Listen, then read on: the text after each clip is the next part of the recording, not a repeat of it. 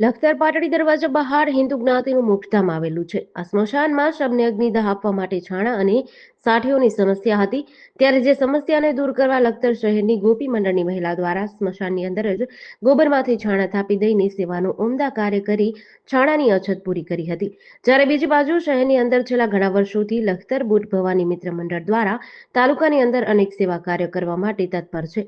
ત્યારે હાલમાં લખતર મોક્ષધામની પરિસ્થિતિને ધ્યાનમાં લઈ મોક્ષધામની અંદર અગ્નિ સંસ્કાર કરવા માટે સાઠીઓની અગવડ ઊભી ન થાય તે માટે લખતર બુટ ભવાની મંડળના સભ્યો દ્વારા સેવાધારી ભાઈઓને સાથે રાખી સાઠીઓ એકત્ર કરવાનો સેવાયજ્ઞ હાથ ધર્યો હતો.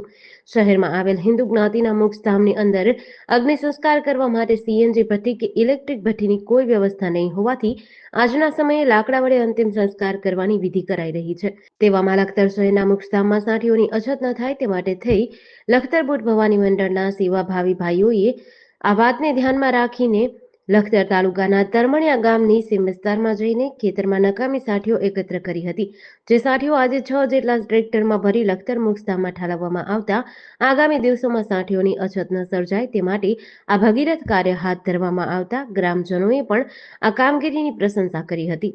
ડીસી ન્યૂઝ સાથે જયેન્દ્રસિંહ ઝાલા, લખતર.